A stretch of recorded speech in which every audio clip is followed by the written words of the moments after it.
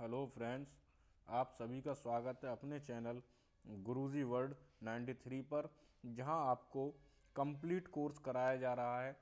CDP का, हिंदी का, EVS का, इन सभी का आपको संपूर्ण पाठ्यक्रम दिया जाएगा, जिससे आप अपनी शून्य से शिखर तक की तैयारी कर सकते हैं। और यह क्लासें आपके लिए UP TET, C TET, REET, KVS इत्यादि सभी परीक्षाओं के लिए बहुत ही महत्वपूर्ण हैं। और आपको मैं वीडियो के डिस्क्रिप्शन में प्लेलिस्ट का लिंक शेयर कर दूंगा, जहां से जाके आप अपने सारे सिद्धांतों को कंप्लीट कर सकते हैं। आज का जो टॉपिक है हमारा, प्रमुख शिक्षण विधियां, यानी इनसे एग्जाम में एक ना एक क्वेश्चन बन ही जाता है, जो आपके एग्जाम पॉइंट ऑफ व्यू से बहुत ही महत्वपूर्ण है। पहली विधि है हमारी आगमन विधि, जिसे हम इंडक्टिव मेथड कहते हैं। दूसरी है निगमन विधि, जिसे हम डिडक्टिव मेथड कहते हैं। तीसरी है विश्लेषण विधि, जिसको हम एनालिटिक मेथड कहते हैं। चौथी है हमारी संश्लेषण विधि, जिसे हम सिंथेटिक मेथड कहते हैं। इनके बारे में व्याख्यात रूप में चर्चा करते हैं। पहली है हमारी आगमन विधि, यानी इंडक्टिव मेथड। अच्छा, इसके जनक जो हैं वो आप लिख लीजिए। इसके जनक जो हैं वो अरस्तु हैं। ठीक है, अरस्तु।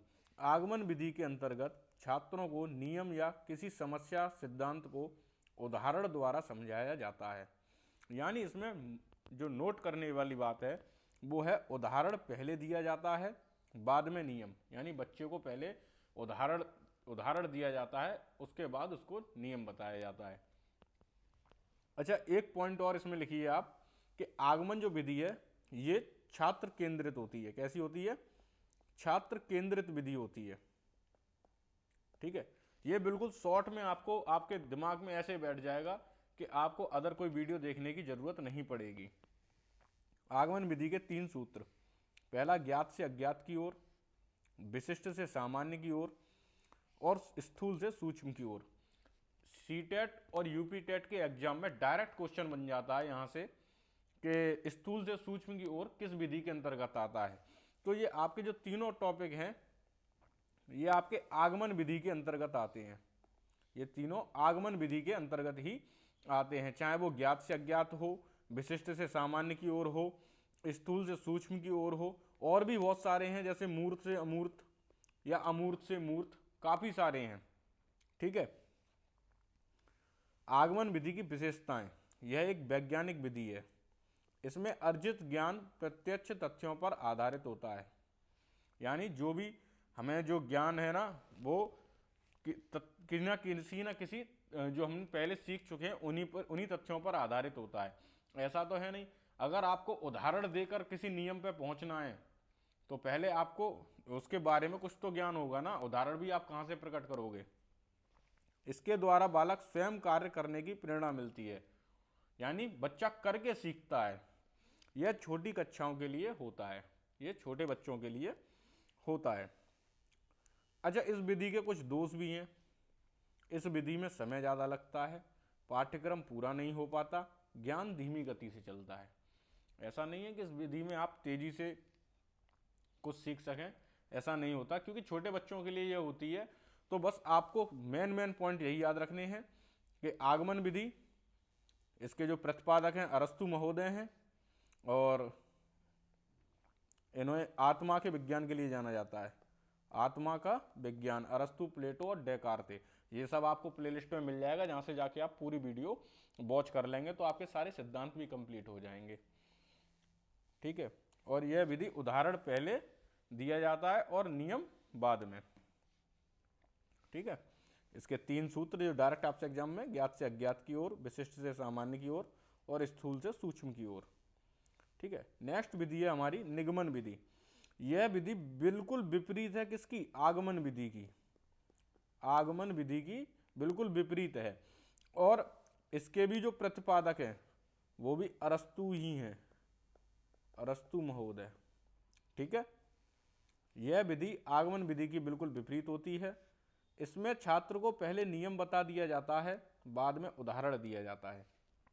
अब उसमें क्या हो रहा था? आगमन विधि में पहले उदाहरण दिया जा रहा था, उसके बाद नियम दिया जा रहा था। इसमें क्या हो रहा है? कि इसमें पहले नियम बताया जा रहा है, उसके बाद उदाहरण। जैसे कि मान लो अगर मैं कहूं कि यथासंभव, यथासंभव, तो ये कौन सा समास है? तो आप बताओ मुझे ये कौन सा समास है?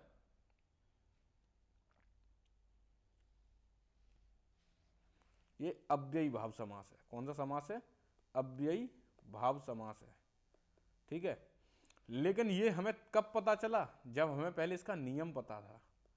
नियम पता होने के बाद ही हम इसको बता पाए कि यह यथासंभव जो है ये अव्ययी समास है। ठीक है, अब इस नियम के भी कुछ सूत्र हैं। ये अज्ञात से ज्ञात की ओर चलती है, वो ज्ञात से अज्ञात की ओर, सामान्य से विशिष्ट की ओर, सूक्ष्म से स्थूल की ओर। ठीक है, अब हम निगमन विधि की विशेषताएं समझते हैं। इसमें समय की बचत होती है और अधिक प्रश्न हल करवाए जा सकते हैं। सिद्धांत से उदाहरण की ओर चलती है यह विधि। अध्यापक इस विधि का ज़्यादा प्रयोग करते हैं।